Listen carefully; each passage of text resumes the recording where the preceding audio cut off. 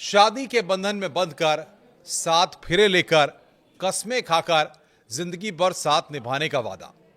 अक्सर तमाम जो बंधन होते हैं उन बंधनों में शादी का बंधन इतना महत्वपूर्ण बंधन माना जाता है कि पति पत्नी के बीच परस्पर प्रेम, सहयोग और साथ जीने मरने की कस्में तक खाई जाती हैं। लेकिन सवाल ये होता है कि आज जिस तरीके से रिश्तों को लेकर सवाल खड़े हो रहे हैं, आज जिस तरीके से आज के दौर में घटनाएं सामने आ रही हैं, ऐसे में क्या कोई पत्नी अपने पति की जान ले सकती है? और वो भी आखिर प्रेमी के साथ मिलकर के। एक ऐसी ही सनसनीखेज घटना के बारे में हम आपको बताने जा रहे हैं कि सुनकर आपके रोंगटे खड़े हो जाएंगे। पश्चिमी उत्तर प्रदेश पहले एक दौर था कि इस तरह की घटनाओं के लिए अक्सर जाना जाता था, लेकिन हालिया तौर पर जिस तरीके की घटना पश्चिमी उत्तर प्रदेश के मेरठ में सामने आई है, वो सन्न कर देने वाली है। एक पत्नी ने अपने प्रेमी की न सिर्फ हत्या की, बल्कि उसकी लाश के भी टुकड़े कर दिए। ये घटना ये बताती है कि आखिर किस तरीके से पत्नी ने अपने प्रेमी के साथ मिलकर के इस पूरी घटना को अंजाम दिया। मेरठ के ब्रह्मपुरी इलाके की यह घटना है और ये पूरी घटना आपको बताते हैं। दरअसल पति जो है जन्मदिन की बधाई देने के लिए, सरप्राइज देने के लिए पत्नी के पास आया, विदेश से आया, पूरी तैयारी करके आया कि इस बार सरप्राइज देंगे और बाकायदा एक जॉली मूड में इस बार पूरे सेलिब्रेशन किए जाएंगे। लेकिन सबसे बड़ी बात यहां पर यह है कि जब स्थिति ऐसी आई कि पत्नी को इस बात की जानकारी हुई, क्योंकि पत्नी अपने प्रेमी के साथ पहले से ही संपर्क में थी और उसके साथ लगातार पहले से ही पूरा प्लान तैयार कर चुकी थी, तो क्या पत्नी को इस बात की जानकारी पहले से हो गई थी कि पति उसे सरप्राइज देने के लिए आ रहा है?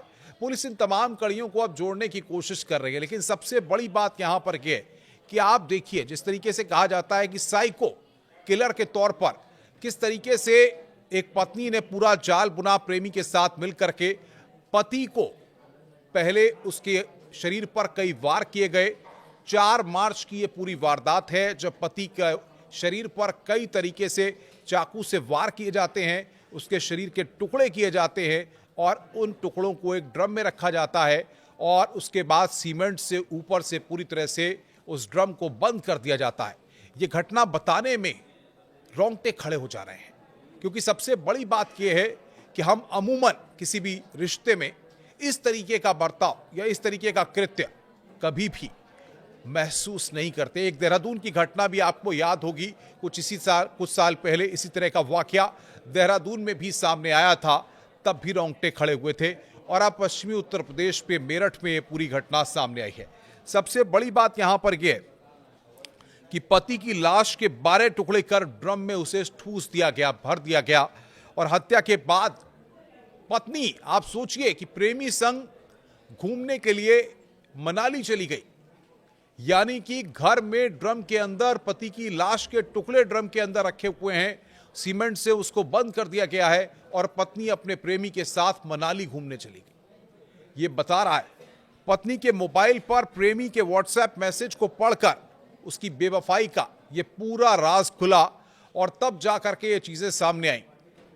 और दरअसल इसमें एक और बात महत्वपूर्ण है कि जब इस घटना को अंजाम देने के बाद, घूमने फिरने के बाद, मनाली के बाद, पत्नी के पास पैसों की कमी हो गई, उसको पति के अकाउंट से पैसे निकालने की जरूरत पड़ी।